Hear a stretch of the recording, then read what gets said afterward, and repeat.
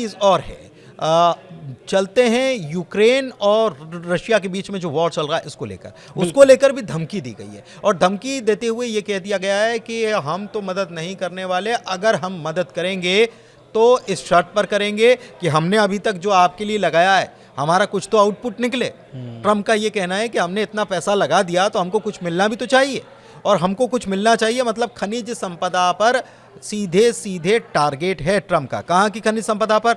Ukraine की खनिज संपदा पर। बिल्कुल। क्या हो रहा है उसमें डेवलपमेंट? दरअसल ट्रम्प का एक लाइन का वो बयान है जो बहुत ज़्यादा वायरल हो रहा है। उनका बयान उनका ये है कि यूक्रेन कभी भी रूस में शामिल हो सकता है, जो कि ये बहुत बड़ा बयान है। 3 साल से वहाँ, लगभग 3 साल से वहाँ पर युद्ध चल रहे हैं और उस बीच अब ट्रम्प 20 दिन हुए, 21 दिन हुए उनको आए, 22 दिन, और अभी ट्रम्प आकर के डायरेक्टली प्रेस कॉन्फ्रेंस में बोल रहे हैं कि यूक्रेन कभी भी रूस में शामिल हो सकता है। आप बताइए, जो यूक्रेन अमेरिका की मदद से युद्ध लड़ रहा है, उसके पीछे ऐसा नहीं है कि केवल अमेरिका ही मदद कर रहा है, बल्कि यूरोपियन देश भी कर रहे हैं। लेकिन यूक्रेन को जो मुख्य रूप से मदद कर रहा है वो अमेरिका, ब्रिटेन है, और अमेरिका कह रहा है कि यूक्रेन कभी भी रशिया में शामिल हो जाएगा।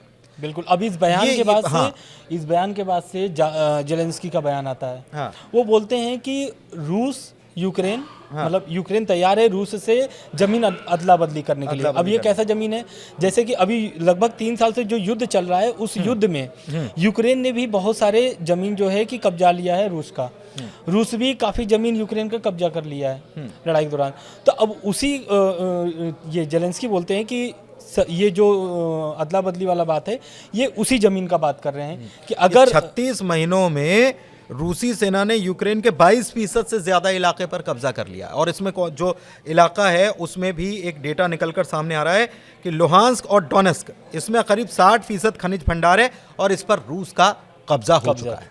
तो ये एक बड़ा अपडेट इसमें आया है, और इसीलिए ये कह रहे हैं यूक्रेन के राष्ट्रपति जेलेंस्की कि हम ज़मीन की अदला बदली करने के लिए तैयार है। वो भी बयान कब आता है? जब डोनाल्ड ट्रंप ये कहते हैं कि वहाँ पर यूक्रेन कभी भी रशिया के कब्जे में जा सकता है। तो क्या ये माना जाए कि पुतिन और डोनाल्ड ट्रंप के बीच में पुरानी बिल्कुल ये तो, या फिर कि उनका सीधे सीधे इशारा या निशाना जो है वो खनिज है वहाँ के? बिल्कुल। देखिए, शपथ से पहले जब वो ट्रम्प का अमेरिकी जब रिजल्ट आता है उसके बाद से ही एक्टिव हो जाते हैं ट्रम्प, और ऐसा चर्चा भी उस समय हुआ था कि एलन मस्क जो है वो सीधे सीधे पुतिन से डायरेक्ट बात कर रहे हैं। ऐसी उसमें चर्चा चल रही थी कि डायरेक्ट एलन मस्क पुतिन से बात कर रहे हैं। तो कहीं ना कहीं इसमें ट्रम्प जो है वो इनको रखे हुए हैं बीच में, एलन मस्क को।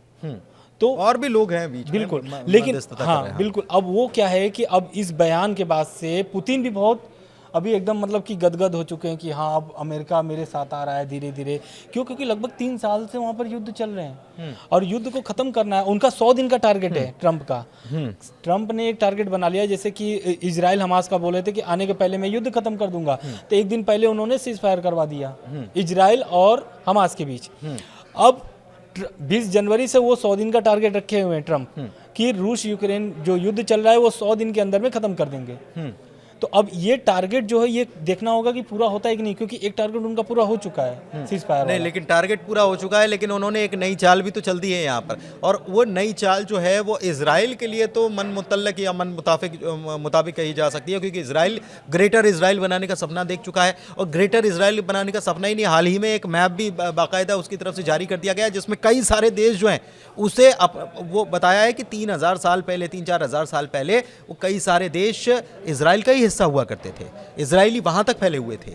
तो क्या ये केवल फिलिस्तीन को या गाज़ा पट्टी को अपने कब्जे में लेना, या फिर इसका और विस्तार करना है, ये भी एक बड़ा सवाल है। और क्या मुस्लिम मुल्क इसके लिए राज़ी होंगे, ये भी एक बड़ा सवाल है। इसके अलावा अगर दूसरी तरफ ट्रंप की रूस और यूक्रेन की अगर बात कर ली जाए, तो ट्रंप ने ये कह दिया कि हमने तो बहुत खर्चा कर लिया, हमने बहुत खर्चा कर लिया और अब और खर्चा करने की स्थिति में हम नहीं हैं, हम इस मूड में नहीं है, क्योंकि हमको कोई आउटपुट नहीं मिल रहा है, और आउटपुट की तरफ यानी कि कुछ न कुछ मिले हमको। अमेरिका का इशारा कुल मिलाकर वहाँ की खनिज संपदा से है, और वो चाहते हैं कि 500 बिलियन की खनिज संपदा जो है वो यूक्रेन अमेरिका को देने का वादा करे, तब हम आगे जाकर आपसे बातचीत कर पाएंगे या आपकी मदद कर पाएंगे।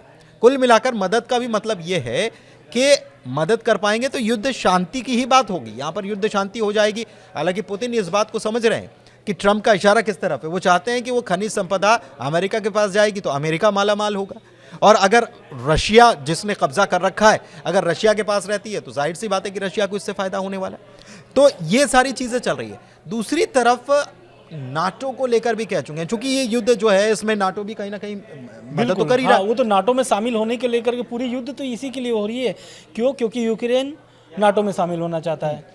अब पुतिन नहीं चाहते हैं कि नाटो में यूक्रेन शामिल हो। पूरा युद्ध ही तो इसी को लेकर और युद्ध के बीच तो शामिल करने भी नहीं वाले, ये भी कह दिया कि युद्ध चलेगा तब हम इसको शामिल नहीं करेंगे।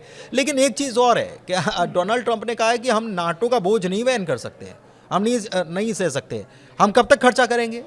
और हमको नहीं करना खर्चा, क्योंकि ये सारा जो है अमेरिका के ऊपर बोझ आ रहा है, और अमेरिका फर्स्ट की नीति को भी उनके ध्यान में उन्होंने रख रखा है। अच्छा, अभी सबसे बड़ी बात ये है कि डोनाल्ड ट्रंप खुद एक बिजनेसमैन है। वो समझते हैं कि कहाँ फ़ायदे की चीज़ है, चाहे वो गाज़ा पट्टी पर कब्जे की बात हो कि वो चाहते हैं कि उसको डेवलप हम करेंगे और अमेरिका वहाँ पर रहेगा, अमेरिका रहेगा, ठीक है। और दूसरी तरफ अब अमेरिका रहेगा और इजराइल से उनकी ऐसी दोस्ती, तो अमेरिका और क्या इजराइल, वो तो इजराइल ही हो गया एक प्रकार से। तो ये शायद ये उनके दिमाग में चल रहा है। दूसरी तरफ यहाँ पर भी उनके दिमाग में चल रहा है कि खनिज संपदा हो जाएगी तो बढ़िया रहेगा। तीसरी तरफ वो ब्रिक्स के देशों पर भी कहीं ना कहीं प्रेशर, डी डॉलराइजेशन की कोशिश हो रही है, उसको लेकर वो प्रेशर बनाने की कोशिश कर रहे हैं। टैरिफ वाली बात कही थी उन्होंने।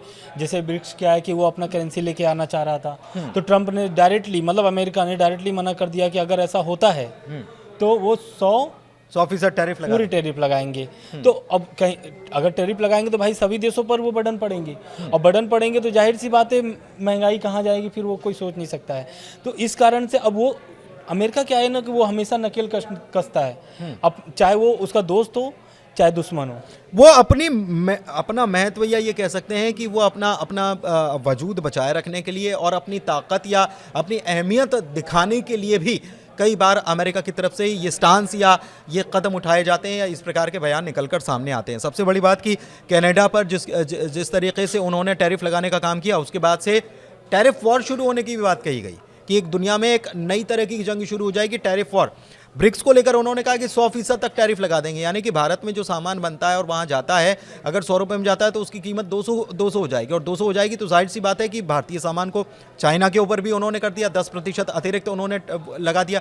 और चाइना ने इसके बाद कहा कि हम इसको मंजूर भी नहीं करते हैं और हम अंतर्राष्ट्रीय स्तर पर इस मामले को उठाने वाले हैं। तो कुल मिलाकर ट्रंप जो हैं वो अपने बयानों को लेकर कहीं ना कहीं सभी देशों में एक टेंशन क्रिएट किए हुए हैं, खलबली भी मचाए हुए हैं कि आगे क्या होने वाला है। तमाम देशों के प्रतिनिधि उनसे मुलाकात कर रहे हैं, लेकिन इस बीच बाँछें किसकी खिली हुई है? इजराइल की, बेंयामिन नेतन्याहू की, क्योंकि न केवल उनको हथियार मिले हैं 10 साल तक लड़ने के लिए, बल्कि गाज़ा की ज़मीन को भी खाली कराने की बात चल रही है। और वहाँ पर यह कह दिया कि फ़िलिस्तीनी जो हैं वो जहाँ पर भी जाएंगे उनके लिए परमानेंट निवास वहीं पर होगा। लेकिन फ़िलिस्तीनी राज़ी नहीं है इसके लिए।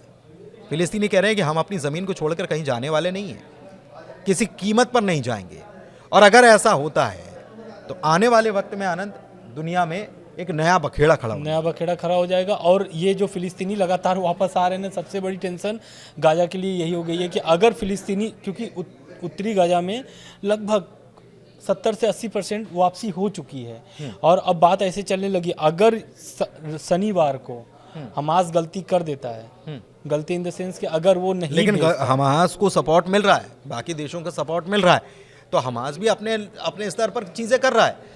अपने स्तर पर जो बयानबाजी हो रही है, या इजराइल के प्रधानमंत्री की तरफ से बयान आया कि आप कर देना वरना फिर देखना, तो वो वरना फिर देखना में अभी तो देखना होगा कि रविवार को क्या होता है। लेकिन हमास ऐसा नहीं लगता कि पीछे हटने के लिए तैयार है, राज़ी होने के लिए तैयार है। तो आगे परिस्थितियां जो हैं वो इतनी आसानी से सुलझने वाली नहीं है, बिल्कुल आसानी से सुलझने वाली नहीं है। और जिस तरीके से लगातार जो ट्रंप का बयान आ रहा है, हर दिन जो बयान आ रहा है, वो कहीं ना कहीं युद्ध को एक तरीके से भड़का रहा है। क्यों? क्योंकि अब जैसे जेलेंस्की दूसरे देशों की तरफ मुंह मोड़ेंगे कि भाई हमको कहीं से सहयोग मिल जाए। लेकिन जेलेंस्की ने एक चीज़ और है, जेलेंस्की ने इस बीच में फिर वापस हम उसमें चलेंगे, लेकिन जेलेंस्की ने कहा है कि ये गलतफहमी है कि अमेरिका के बगैर हम युद्ध में बहुत दिन तक डटे रह सकते हैं। यूरोपीय देश मदद कर रहे हैं, बिल्कुल, यूरोपीय लेकिन देश- गलत फहमी है ये कि अमेरिका का तो हमको साथ चाहिए ही चाहिए। उन्होंने भी दाना डाल दिया हाँ हाँ बिल्कुल बिल्कुल। कि ठीक है आप आ जाना, जो हमारी रक्षा करेगा हम उसको इन्वेस्ट कराने के लिए तैयार हैं, ये ज़ेलेंस्की ने कह दिया है। तो आप देखिए बहुत सारी चीज़ें आने वाले वक्त में और भी सुलझेंगी और भी साफ तौर पर नज़र आएंगी। अभी तो धुंधली नज़र आ रही हैं, लेकिन बहुत जल्दी, चाहे वो गाज़ा की बात हो, इसराइल की बात हो या फिर रूस और यूक्रेन युद्ध की बात हो, चीज़ें बहुत जल्दी साफ हो जाने वाली है। आज की चर्चा में इतना ही। धन्यवाद। धन्यवाद।